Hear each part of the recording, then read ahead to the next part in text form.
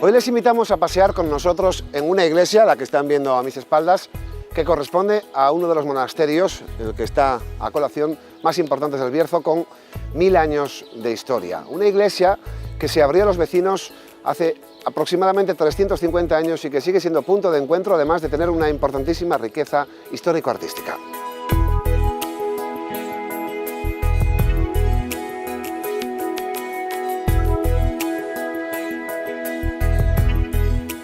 Pues Ana Beatriz Marcos Delgado, de la Junta Vecinal, presidenta, nos va a contar un poco dónde se encuentra esta hermosa iglesia, porque está en pleno Camino de Santiago. Hay muchas personas que eso no lo saben. Pues sí, actualmente pues nosotros somos la variante del Camino por Manzanal, formamos parte de los 5 municipios que lo integramos, que se ha creado una asociación en el año 2018 y entonces lo forman los municipios de Brazuelo, Brañuelas, Torre del Bierzo, Bembibre y Congosto. Y claro, evidentemente Congosto pasa por 2 localidades, por Almázcar y por San Miguel de las Dueñas. Y entonces desde aquí se dirige hacia Ponferrada por la Ruta de los Canteros, que es una zona maravillosa, unas vistas espectaculares, y por eso ahora mismo pues estamos promocionando esto, porque sí que se nota ahora mismo que comienzan ya los peregrinos a acudir, y es muy importante este monasterio porque el sello de la credencial de lo que es el peregrino pues se sella aquí en este monasterio. ¿No? Exacto. Y la iglesia es un punto de encuentro importante para los vecinos, pero también debería serlo para el caminante, ¿no?, que está empezando a pasar por aquí. Exacto. Aquí, pues oye, yo creo que merece la pena visitarlo porque es majestuoso, date cuenta que se fundó en el siglo X, es yo creo que el monasterio de su estilo y su importancia, creo que es más importante ahora mismo que lo que quede en pie en el Bierzo, de estilo barroco, y lo que es el retablo. Y yo creo que tiene mucha importancia en el camino. Yo creo que sí, que esto es un llamamiento hacia los visitantes, que sí que tiene muchos turistas y no obstante también pues hay mucho turista que viene a hacer el Camino de Santiago, del Camino de la Ruta de los Canteros y que sí que se acercan por aquí todos. Claro, sí. Los fines de semana suele haber más afluencia. Está reviviendo, ¿no?, un poco, ¿no? Exacto, está reviviendo. ¿Tenéis planes para el futuro para intentar que esta iglesia o el monasterio en general pues tengan más fuerza, ¿no?, en cuanto al turista o a las visitas posibles? Hombre, sí que nos gustaría un albergue de peregrinos para que pernoctaran y claro, esto pues evidentemente daría mucha más vida a lo que es el pueblo de San Miguel de las Dueñas. Hablando de camino, todo se andará, ¿no? Todo se andará, todo se andará. Pues muchas gracias. Muchas gracias. Vamos a ver qué nos cuentan dentro. Venga, buen día, hasta luego. Hasta luego.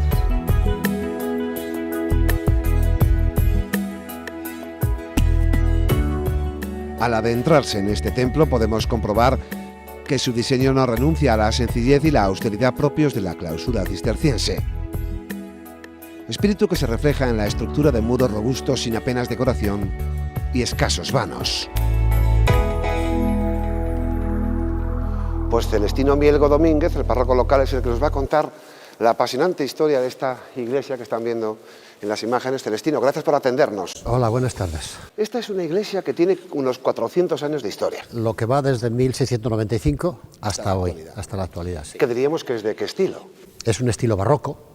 Si hay imagen así general de un plano, pues se verá que es un estilo barroco, clásico, mesurado, no muy recargado, pero siguiendo un poco el estilo arquitectónico del Cister. Construcciones austeras, en las que abunda la piedra y las paredes lisas, como se puede ver.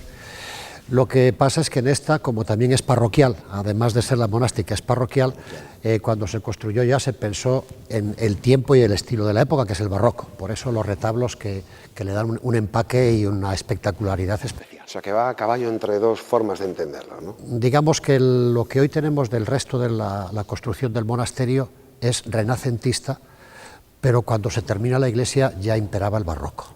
El barroco, sí. ¿Por qué se hizo esta iglesia? Porque el monasterio es mucho más antiguo. Sí, ¿En qué momento se decide hacer una iglesia para los vecinos? Es una historia un poco larga. El monasterio la primera referencia histórica es del año 998, aunque ya antes del 960 hay escritos que hacen referencia a una comunidad. En aquel momento el rey Bermudo II le concede al conde Gonzalo Bermúdez la protección y la propiedad del monasterio. Después se lo da a San Piro porque el conde se rebela contra él. San Piro, que era notario mayor del reino y posteriormente obispo de Astorga.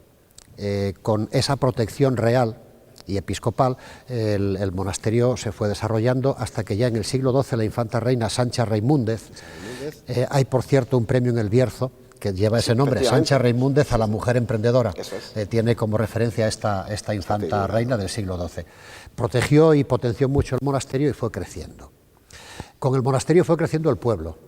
Lo que hay del pueblo de San Miguel es porque eran los que trabajaban las fincas del convento.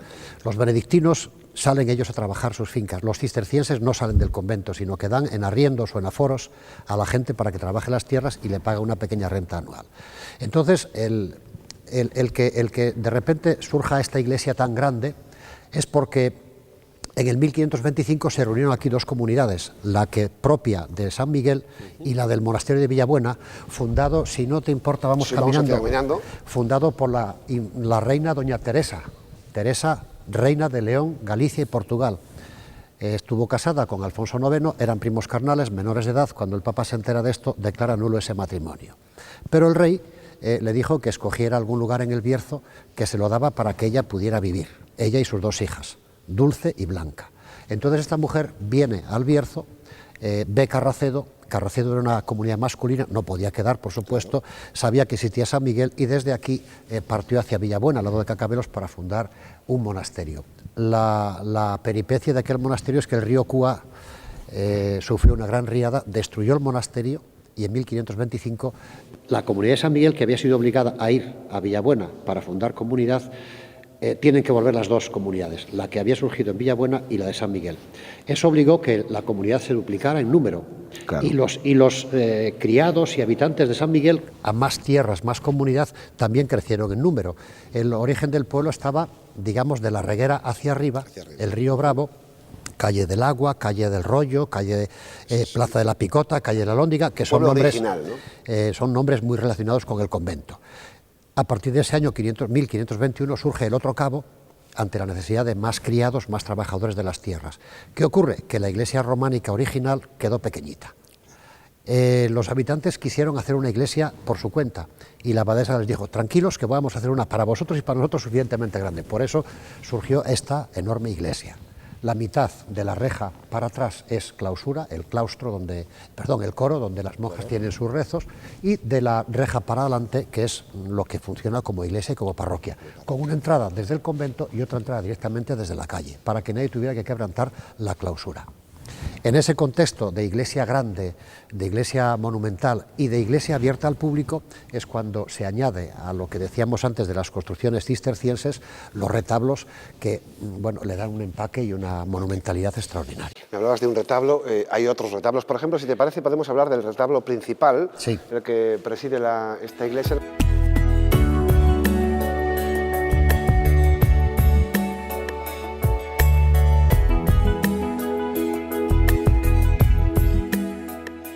El retablo de la iglesia, el principal, es realmente, como podéis apreciar, es espectacular.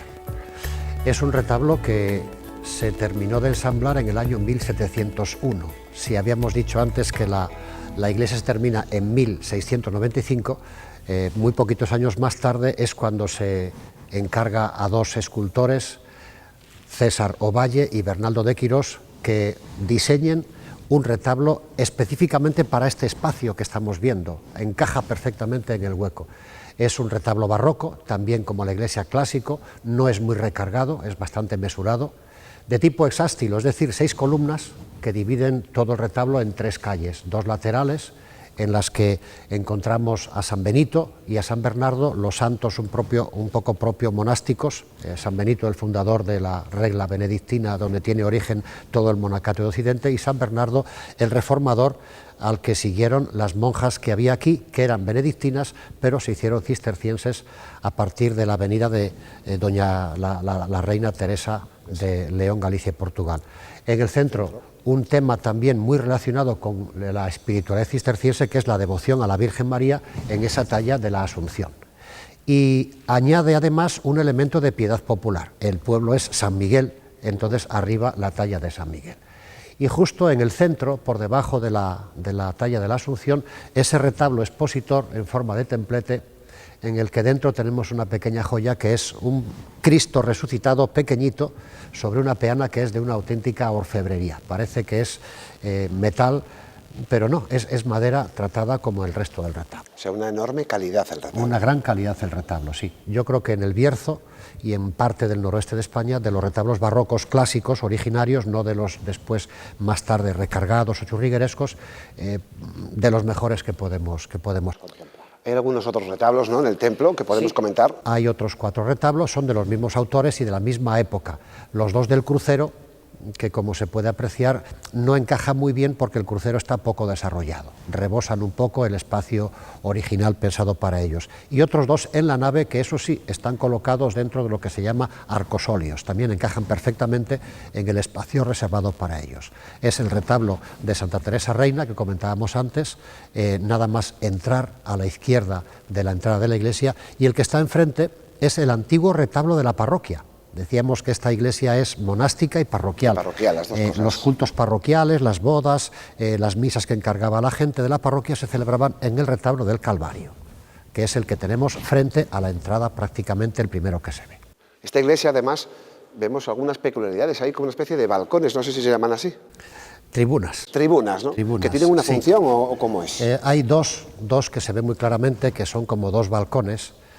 Y hay otra tribuna más que no se aprecia, que está justo aquí sobre el presbiterio, que hace línea con la pared. Esas tribunas tenían una función antes, ahora ya no se utilizan, para que pudieran oír la misa las monjas que estaban con algún tipo de dolencia o de enfermedad, las que podían venir por sí solas en las 2 tribunas que vemos tanto en la nave como en el crucero, y las que no podían moverse porque estaban en cama las subían aquí arriba para que pudieran ver directamente sobre el altar y escuchar la misa diariamente.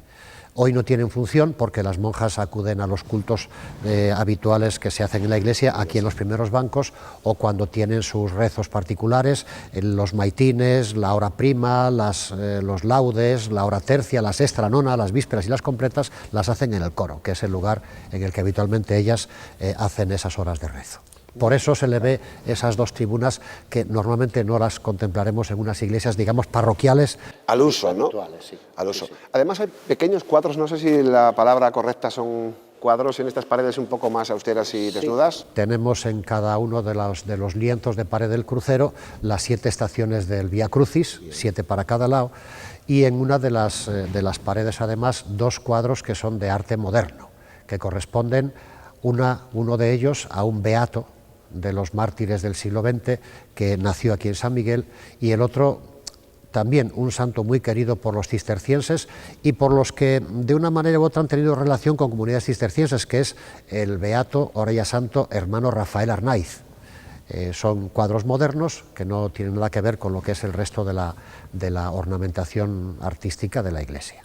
En cuanto a la construcción, la obra civil, vemos un fantástico tejado, no sé cuál es el nombre correcto, ¿no? ¿Cuál sería? Hay que tener en cuenta que nos encontramos en un edificio que se hizo en apenas 20 años, pero hablamos de los años 675 a 695, con los medios de la época.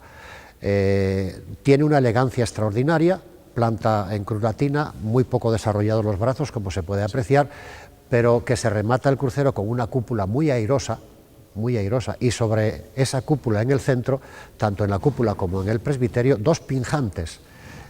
Pinjantes son, aquí los vemos como adorno, pero son los que sustentan la estructura del tejado que hay por encima de la cúpula, en este caso, o de la bóveda del presbiterio. Están muy bien ornamentados, muy bien trabajados, parece como si fueran granadas que se abren, que pingan o dejan caer el jugo o las semillas, por eso son pinjantes. Y además la separación que existe entre la vida recogida y la vida de la comunidad parroquial también tiene, por ejemplo, unos escudos que también tendrán algún significado, algún valor histórico. Eso que me comentas de la separación fue pensado, planeado y diseñado desde el principio. Las monjas querían una iglesia suficientemente capaz para que el pueblo pudiera tener los cultos parroquiales y la comunidad, muy numerosa en el pasado, también tuviera un sitio suficientemente amplio para desarrollar la parte que corresponde a sus horas de oración. La separación de ambos espacios es en esa reja, dividida como en tres niveles. El primero es de balaustres de hierro un primer friso de madera policromada y dorada, y los dos otros niveles son balaustres de madera que imitan el hierro, pero son madera. Si fueran todos de hierro sería imposible soportar ese peso, sin ninguna estructura de apoyo, que es la reja como tal. Y arriba la coronan unos pináculos, 4, que enmarcan 3 escudos. El del centro representa a la doble corona de León y de Castilla, con los castillos y los leones rampantes correspondientes a los 2 reinos de León y Castilla, y los escudos laterales, el que encontramos, según vemos ahora a nuestra derecha, es el escudo general del Císter, de la Orden del Císter, popularmente de las huelgas de Burgos. Hay unos elementos en ese escudo que nos indican un poco qué representan. Es un óvalo dividido diagonalmente por una especie de banda negra y blanca. El negro representa a los benedictinos y el blanco a los cistercienses, es decir, siguen la regla benedictina, pero después de la reforma cisterciense. 2 flores de lis, la flor de lis es la flor nacional francesa, porque los grandes fundadores y reformadores del Císter fueron franceses. Los 3 primeros monjes, Roberto, Alberico y Esteban, de la Borgoña francesa, y San Bernardo, también francés, de ahí las flores de lis. Y en la parte de abajo, una mitra. La abadesa de las Huelgas es abadesa mitrada, tenía una gran autoridad. Ese es el escudo de nuestra derecha. El de la izquierda, digamos que sería el propio de la abadesa de aquí de San Miguel. Tiene elementos similares al otro, una banda de los mismos colores, blanco y negro, con el mismo significado, que lo divide en 2. Si nos fijamos en la mitad superior, hay una mano con una gran manga, una bocamanga muy ancha de la cogulla, que es la prenda que se ponen las monjas cuando van a rezar al coro, y que sostiene el báculo. Eso indica la autoridad. La abadesa de San Miguel era, por hablar en términos actuales, además de abadesa, era alcaldesa y era juez. Impartía autoridad y justicia en lo que estaba sujeto a su dominio territorial. Y en la otra parte, la parte inferior, añade una tercera flor de lis. Si el general de las Huelgas se tenía 2, el de San Miguel tiene 3 flores de lis, representando a los mismos cistercienses franceses que fundaron y renovaron la orden, pero también añadiendo a San Guillermo de Aquitania o de Peña Corada, un peregrino francés que murió en Villabuena y cuyos restos están aquí en el monasterio. Todos sus restos, excepto unos poquitos que se le han cedido en Cistierna, que es donde creían ellos, todo el esqueleto y el cadáver del santo. Por eso historia. la tercera flor de lis. Fantástico, señor Mirko Domínguez, que además, aparte de hablar de la historia de la fundación y las necesidades que fue por un incremento de la población que obligó a hacer un templo parroquial con unas dimensiones más importantes, que conviviera lógicamente con las personas que estaban en un silencio, en un recogimiento al lado de la figura de Jesús, y evidentemente. Actualmente la comunidad parroquial es muy diferente a la de por aquel entonces. ¿Cómo está la vida parroquial actualmente en esta iglesia y en San Miguel? La vida parroquial en San Miguel está como en el 90 y mucho por ciento de muchos pueblos. Ha bajado mucho la población, se ha envejecido muchísimo. Yo vine aquí a esta parroquia el año 1995 y entonces había más de 1.200 habitantes de San Miguel. Hoy apenas son 700. Era una población muy pujante, muy activa, había muchos matrimonios jóvenes, muchos niños, muchos adolescentes, por supuesto personas mayores. Hoy los jóvenes y los matrimonios jóvenes y los niños casi brillan por su ausencia. Es una desgracia, está de moda hablar de la España vaciada, yo hablaría más de la España esquilmada, porque a cuenta de despoblarse estos núcleos de población, que no están aislados. San Miguel está a medio camino entre Bembibre y Ponferrada, con una autovía, una estación de tren, o sea, bien comunicado, con muchas posibilidades de desarrollo. Lamentablemente, pues se está bajando la población, pero de manera alarmante.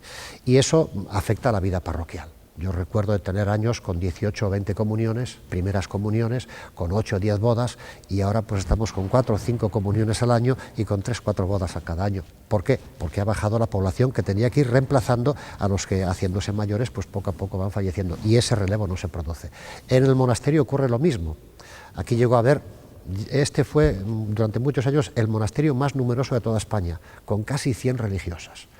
Hoy quedan 18. No es una comunidad muy envejecida porque hay 7 u 8 religiosas de 50 o menos años, que no pueden decirlo muchas comunidades de vida contemplativa, pero no podemos decir que tenga el esplendor y la pujanza y la vivencia de otros tiempos pasados. Es con lo que tenemos que convivir hoy y tratar de sacar pues el máximo partido posible a las personas que tenemos con la mejor atención posible y a las monjas que nos quedan con la mejor atención posible. A ver si se produce el milagro de esa España esquilmada que recupera fuerza, ¿no?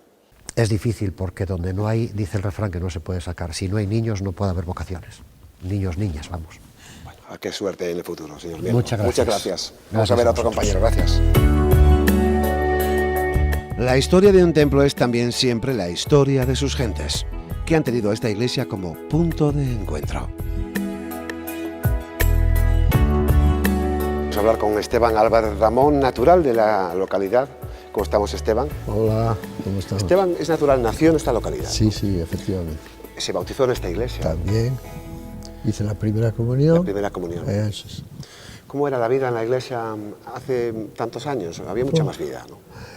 No, yo recuerdo de niño, el pueblo era muy pequeñito, de que tendríamos 100 y pico, yo creo que no llegamos a 200 habitantes, que después con la minería lo transformó todo, claro. Transformó todo, empezó a crecer de una manera tan exagerada que en los años 60 más o menos éramos cerca de 3.000 los habitantes. Claro, y la comunidad de que venía 200 pasamos a 3.000. Claro, la comunidad que venía de la iglesia era Sí, muchísimo, mucho claro, más enorme, ¿no? Enorme, enorme, sí, sí. Esta iglesia al principio sobraba la mitad, después no llegaba. No llegaba a estar llena completamente. Total, total. Incluso gente de pie, y eso me recuerdo yo. Por aquel entonces no existía lo del camino de Santiago olvidado, ni antiguo, ni del Manzanar. No. Yo creo que no. Yo recuerdo de los años 60, estamos hablando. El camino sí, puede que existiera, pero no se mencionaba. No se mencionaba, efectivamente. Sí. Lo que sí existía era el poderío que tenía el monasterio y la iglesia, ¿no? Sí, eso toda la vida. El monasterio ha tenido siempre mucho poderío,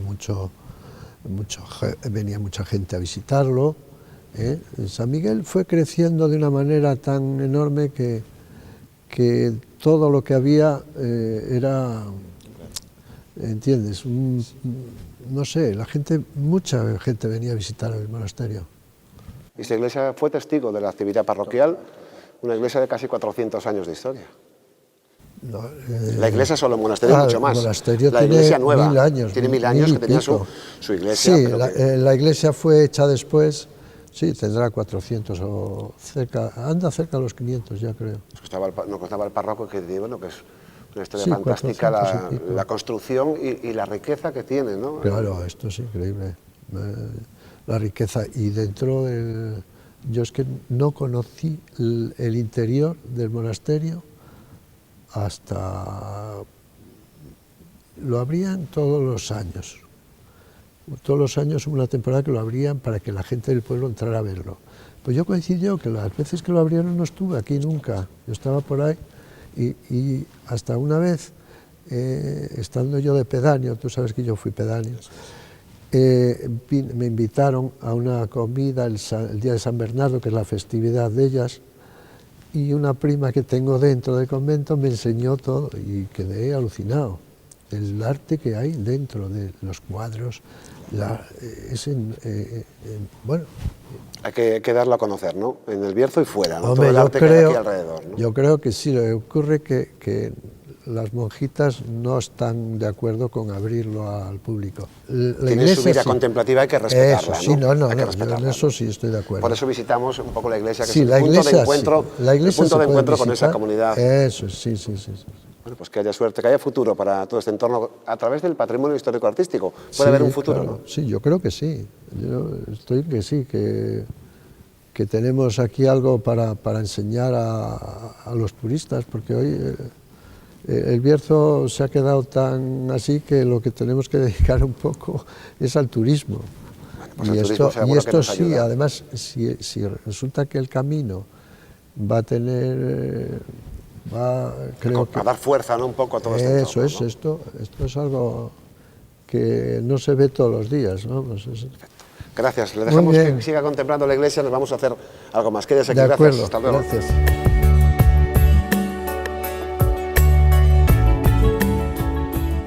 Iglesia de San Miguel de las Dueñas, 325 años de historia en un conjunto que es bien de interés cultural.